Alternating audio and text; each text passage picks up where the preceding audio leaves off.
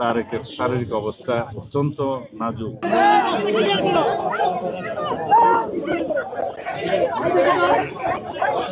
ঝুঁকিপূর্ণ অবস্থায় আছে, আইসিইউতে বোধহয় নিতে হবে তাকে।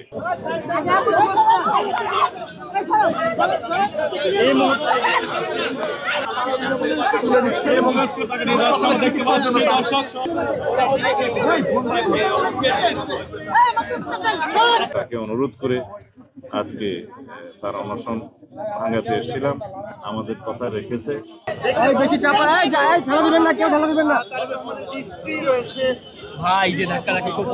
তার পার্টি তারেক বাংলাদেশের ফ্যাসিবাদ বিরোধী গণতান্ত্রিক আন্দোলনের সংগ্রামের একটা উজ্জ্বল নক্ষত্র।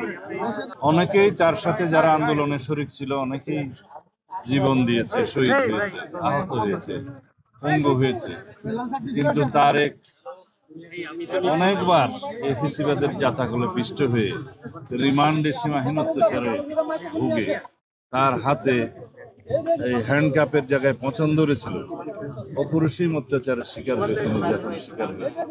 সেই তারেকের প্রতি এই জাতির সহানুভূতি আছে, আমাদের সকলের সহানুভূতি আছে। এই গণতান্ত্রিক আন্দোলনে একটা সামনের দিনে যাতে একটা দল গঠন করে ভূমিকা রাখতে পারে এবং গণতান্ত্রিক রাষ্ট্র বিনির্মাণে তারা ভূমিকা রাখতে পারে, সেই জন্য একটা দল রেজিস্ট্রেশনের জন্য তারা নির্বাচন কমিশনে আবেদন করেছে। দীর্ঘ অনেক প্রক্রিয়ার মধ্য দিয়ে শেষ পর্যন্ত তাকে জানানো হলো যে তার আবেদনটা বিবেচিত হচ্ছে না।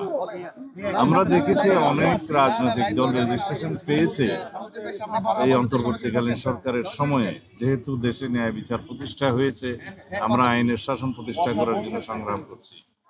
সে জায়গায় দেখেছি যারা রেজিস্ট্রেশন পেয়েছে তাদের অনেকে আদালতের মাধ্যমে পেয়েছে, অনেকে হয়তো বিভিন্নভাবে তাদের যে ইলেকশন কমিশনের চাহিদা যেগুলো পূরণ করতে হয়, মাঠ পর্যায়ে, জেলা পর্যায়ে, জেলা পর্যায়ে অফিস, এগুলো হয়তো তদন্তের মাধ্যমে এসে তাদের এগুলো চাহিদা পূরণ হয়েছে। কিন্তু আমজনতার পার্টি যতবারই আমি তাদের সাথে কথা বলেছি, তারা জানিয়েছে তাদেরকে মাঠ পর্যায়ে যথেষ্ট হয়রানি করা হচ্ছে।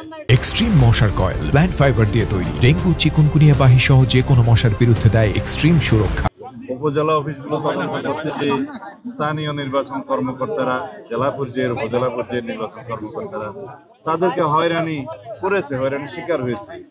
আমি ব্যক্তিগতভাবেও নির্বাচন কমিশনের সংশ্লিষ্ট মাননীয় কমিশনারদের সাথে কথা বলেছিলাম যে তার বিষয়ে বোধহয় ন্যায় বিচার করা হচ্ছে না। তারা আশ্বস্ত করেছিলেন যে বারবার সময় দিয়েছিলেন যাতে পুনঃ তদন্ত করে সেগুলো বিবেচনা করে, কিন্তু বারবারই দেখা গেছে যে মাঠ পর্যায়ে তার প্রতি সুবিচার করা হচ্ছে না। এই জন্য অবশ্যই নির্বাচন কমিশনের শীর্ষ পর্যায়ে থেকে বিষয়গুলো দেখা উচিত যে মাঠ পর্যায়ে কি হয় না হয়। এখন আজকে আমরা অনুরোধ করেছি যে তার বিষয়টা, তার আবেদনটা যেন আবার আপিল করলে আইনানুগভাবে সহানুভূতির সাথে দেখা হয়। তারা তাদের নেতৃবৃন্দের সাথে কথা বলেছেন, আশা করি তারা ন্যায় বিচার পাবেন। আমি যেহেতু তারেকের শারীরিক অবস্থা অত্যন্ত নাজুক খবর পেয়েছি এবং ঝুঁকিপূর্ণ অবস্থায় আছে, সেজন্য তাকে অনুরোধ করে আজকে তার অনশন ভাঙাতে এসেছিলাম, আমাদের কথা রেখেছে। সে অনশন ভঙ্গ করে এখন তাকে হাসপাতালে আইসিইউতে বোধহয় নিতে হবে তাকে। এটা কি বলে যেন নিবিড় পর্যবেক্ষণে রাখতে হবে, তার শারীরিক অবস্থা আসলেই খারাপ এবং সেটা নির্বাচন কমিশন সহানুভূতির সাথে বিবেচনা করবে। মাঠ পর্যায়ে যাতে তদন্তটা সঠিকভাবে হয়, মাঠ পর্যায়ের কর্মকর্তাদের ইনস্ট্রাকশন দিবে।